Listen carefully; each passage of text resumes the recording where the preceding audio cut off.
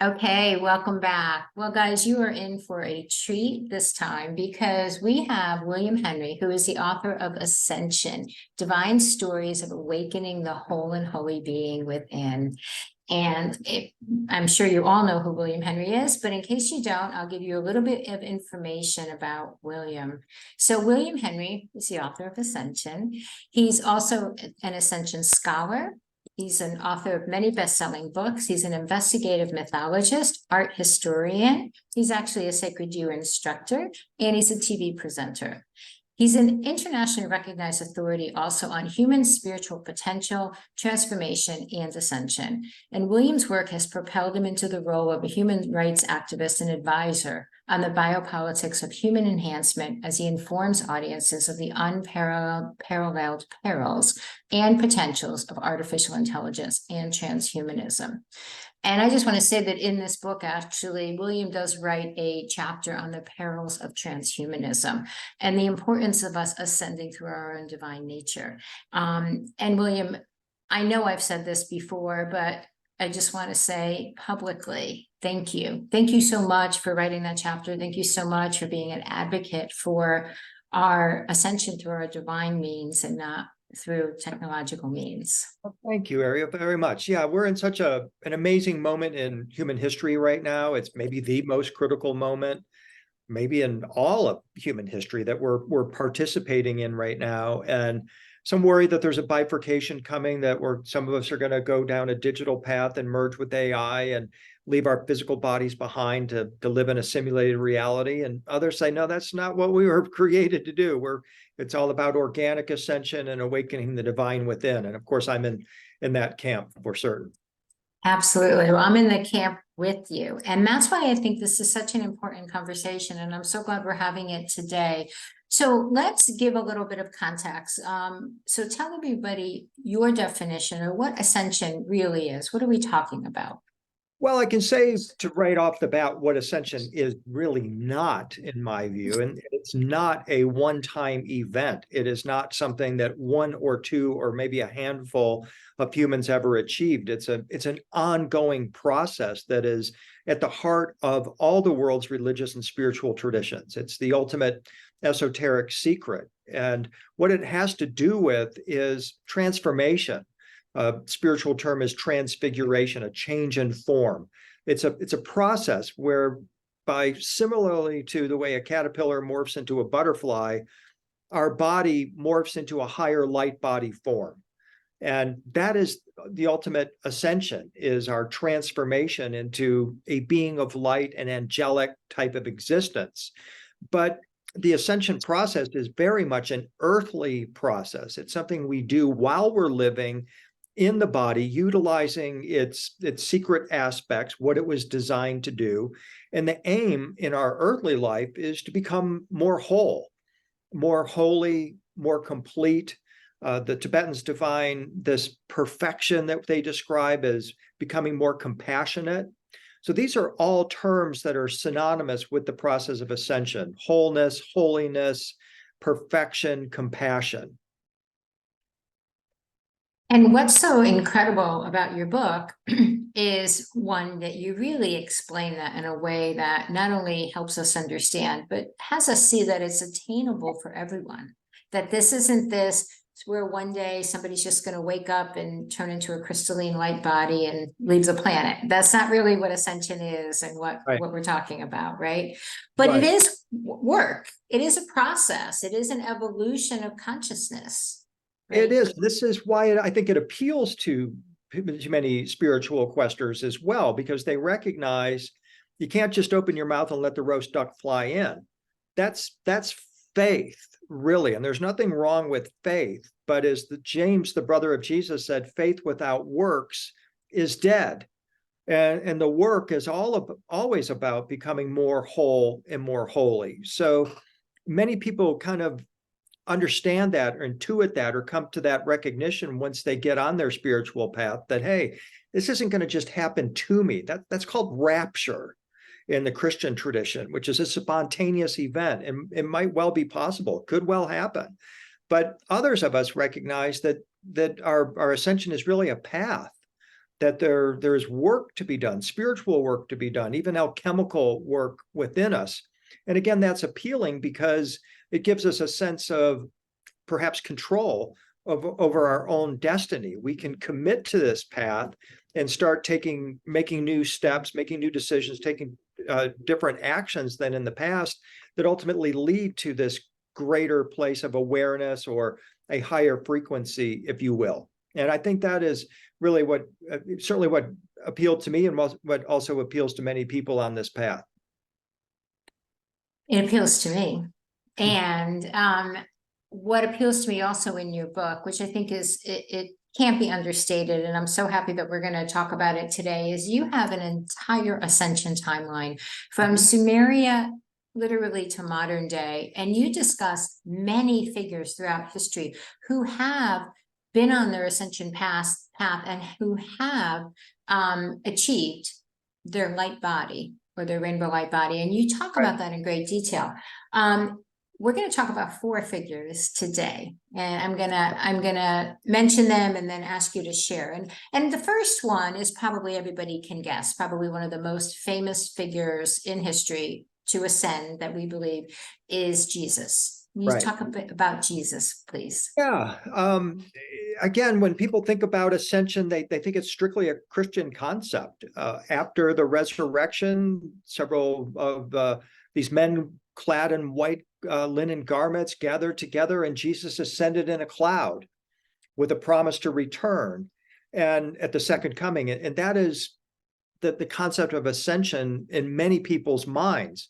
And as you mentioned, one reason I wrote the book is to point out that ascension was a spiritual topic and a discipline thousands of years before Jesus and the Essene mystics that brought him to the world came along. As you mentioned, going back to ancient Sumeria, from the very beginning, the oldest human creation stories, the oldest human story, in fact, is about Inanna's ascension. And the Sumerian stories make very clear that perhaps there was a tinkering of our DNA or a tweaking of our DNA by otherworldly beings. They are also explicit that this had to do with ascension. The Egyptians said the same thing, that our body was perfected by the gods to make it a more conducive vehicle for the ascension of the soul.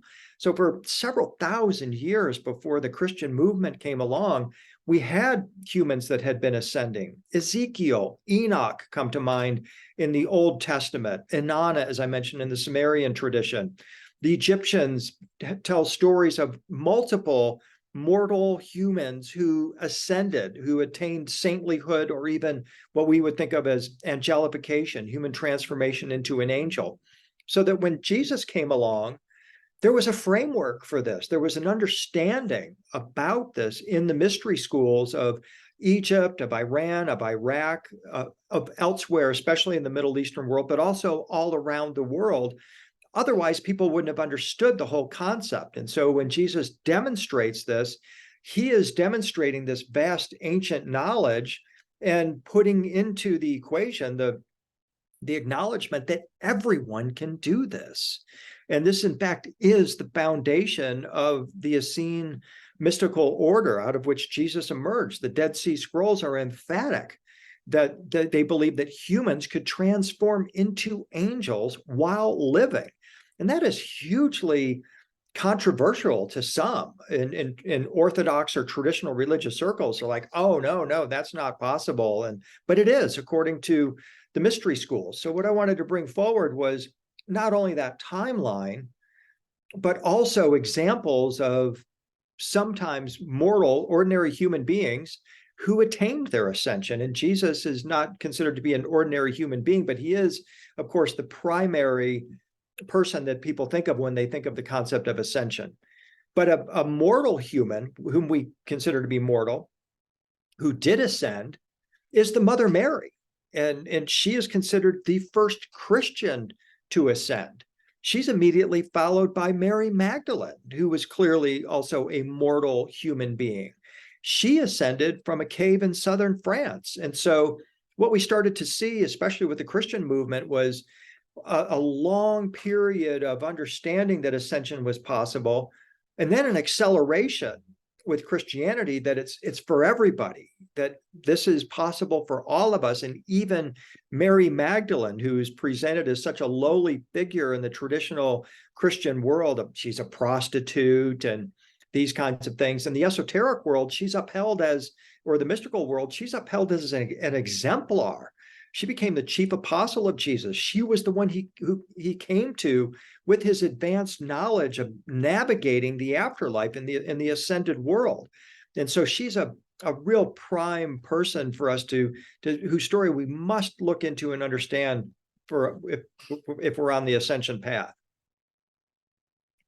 It's fascinating because people don't know this, and they don't really think of really other than Jesus, like you said. So you go back all the way to Sumeria, Yeah. and you really point this very specific timeline out. And then now we're in the Christian era, and somebody you speak about in the book, which is fascinating, and I didn't know this at all, who also ascended, is Saint Francis of Assisi. Can you speak to that? Yes. So let's just take a moment first to acknowledge that on our timeline, we're starting in ancient Sumeria, 3,000 years before the time of Jesus. Then we come to Jesus, and then Francis of Assisi is a 13th century figure. So now we've crossed over 6,000 years of human history where we're talking about the exact same thing in these various mystery schools or mystical schools. Francis lives in Italy. He's raised by wealthy parents, but he gets a calling to rebuild the church. And he realizes it isn't the dilapidated church that he's praying in. It's actually a painting of the crucifix that calls him to rebuild the church. Turns out it's the Catholic Church that he's referring to, and that St. Francis is charged with rebuilding. Well, he goes down to southern France and also to Egypt. And in both places, he makes contact with groups of or organizations of people who are on the ascension path. In France, he meets the Cathars, the pure ones, as they called themselves, the good Christians. They claimed that they were reincarnations of the Essenes, and they were on the path of ascension as laid out in the book of Isaiah, which describes the soul's journey through 7 halls or holes in space until it reaches the throne of God. And he's tremendously inspired by these teachings, as he is by what he learns in Egypt. And when he comes back to Italy, he's now prepared to have an extraordinary encounter with Christ as a seraphim angel. And after this experience, Francis of Assisi becomes known as the second Christ, and his followers began creating images of him ascending in a chariot of the gods, very much like Ezekiel ascended upon, very much like Enoch ascended upon. It's called the Merkabah throne by the Jewish mystics. And they're absolutely certain that this is how Francis of Assisi ascended, that he in fact did rise from mortal humanhood, flesh and blood human, into an angelic state of mind. That's the 13th century. And the Franciscan order that develops after him doesn't focus on his ascension, but it's still one of the most spiritually potent Christian orders of the modern era. It's absolutely fascinating. And in your book, I mean, we won't have time to go into it today, but you also speak about Buddha, you speak about Muhammad. I mean, you cross all religious traditions, faiths. It's not just ancient history and the Christians. So it's a phenomenally fascinating timeline. And I'll just say, like, I remember when we were doing this and I said, William, that's, not that it's too long to read, needs to be this long, but I said, William, like, that's a lot of information, it was more than you were required, right? We had even talked about you'd write for the book, and you were like, no, it needs to be complete, it needs to be complete. I still believe that it was so needed because so many people I would talk with at conferences or other places seem to have the impression that ascension was a new idea, like it's something that we just came up with, the crystalline light body and some of these ideas. And people were surprised to find out that we are part of an ancient timeline. We're part of a lineage, if you will. We may even be the fulfillment of 5,000 or 6,000 years of spiritual questing. And I thought it was very important to establish that timeline. One had never been created before, so that people can see that they are part of something much bigger than themselves, one, but two, that these are stories mostly of ordinary people who committed to something extraordinary and were able to fulfill it. My other hope was that, as a believer in reincarnation, very much as the Dalai Lama would say to you right now, if he were sitting here, you've been practicing ascension in lifetime after lifetime. And perhaps this is the lifetime where it comes to fruition, because the belief is it can happen in one lifetime. And it's my hope that while reading the book, that it might be like a smell from childhood. You're going to remember something that you perhaps learned in an ancient past life or a more near-term past life. And you're going to recall, oh yeah, this really is ultimately what it's all about for me. And you can see how getting on this path to wholeness transforms not only your next life journey, but even more importantly, this life journey as well. You know, it's interesting because in the book, you talk about different tools or techniques or things we can do in order to help ourselves on this ascension journey. So it's not just the history of it or what it is. There's some practical information. And it's fascinating that when you mentioned St. Francis of Assisi and him seeing the crucifix, you know, so to me, that's sacred art. Right. And in the book, you talk about sacred art, using sacred art and the way transmissions can come through sacred art. Right. And I'm gonna ask you to explain that. But when you were talking, I realized, I believe you can, you know, hopefully validate this, but that was a transmission through the sacred art of the crucifix to Saint Francis. Totally. Yeah. Right? Yeah.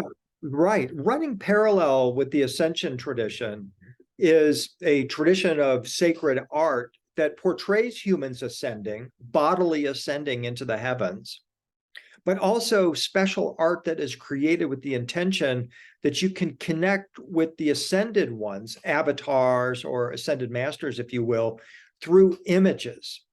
The Gnostics, for example, would use a phrase, the image will show you the way, because they believed that by contemplating, meditating, and reflecting on an image of, for example, Jesus transfiguring into light, that our neurosecretory system and our neocortex is set up such that we begin to mirror what we see. And we can then make that our experience. Our body already knows how to transfigure into light, just like Jesus did. My body, your body, Jesus's body, physiologically is the same. Maybe there's a gender difference, but physiologically, the same parts are there, okay? He had a consciousness that could activate the latent capabilities within us. And a consistent message running parallel to the Ascension theme is this idea in culture after culture, again, beginning with the Sumerians, the Egyptians, the early Christians, and so forth, all the way up to St. Francis of Assisi, is a belief in a sacred science of the use of art, especially images of humans in their light body form or angelic form as conduits to the divine realm. Today, we explain that through quantum physics, a phenomena they call quantum entanglement, where two particles, if they were ever connected, can remain in contact with one another, even across thousands or even millions of light years of space-time or even other dimensions. And this is how a guru like Jesus or Padmasambhava or any of the other ascension masters can transmit the codes or vibrations of the ascension through the image. It's profound in its simplicity, but also in its power, because so much of what we need in the ascension process is a vision, an image of our life in that ascended form. Because we tend to connect with our physical flesh and blood body, flesh and blood form and its limitations. We don't think so much about the invisible realm out of which we emerged and which we will return to, and the potential power that we can access from those realms through images. It really is profound, and it really is in its simplicity, like you said, it's not like we have to learn some formulas or calculations or, like it's so innately part of us, It's this intuitive. ability. Yeah, Mhm. chanting, meditation, diet. These are all very important aspects of the ascension process. Oils. I've been doing a lot of research on ascension oils that the ancients would use. So there are these kind of external tools, but ultimately it's all about activating latent capabilities within our neurosecretory system, within our mystic anatomy, and connecting with our future selves. It's just, I think I've said fascinating, like, I don't know, 5 or 6 times in this conversation already, but it is fascinating. And I just want to say Ascension, Divine Stories of Awakening the Whole and Holy Being Within by William Henry is a phenomenal book. And you have all of this and so much more. William goes into such depth. And again, a shout out to the chapter on the perils of transhumanism, because, as William has just showed us, this is we could almost say our innate birthright, this ascension process through our own divine abilities. So why would we want to do it any other way, right? Why? Exactly. I mean, sometimes I feel like, not to be disrespectful, it's like I'm not the butterfly, but it's like a butterfly talking to a bunch of caterpillars, and they're like saying, "You'll never get me up in one of those things," right? And you have to overcome, and that's what we're all doing now. And I think the butterflies are on their way to show us exactly how to do it as well. And that's why it's important to have the framework, to have the conceptual understanding, the timeline, start to be able to put it all together. Absolutely, absolutely. And William Henry, a big thank you to you for writing the book and for sharing this wisdom. Thank you so much for being with us today on our Common Sentience Day on the Conscious Awakening Network. Thank you, everyone. Thank you for watching.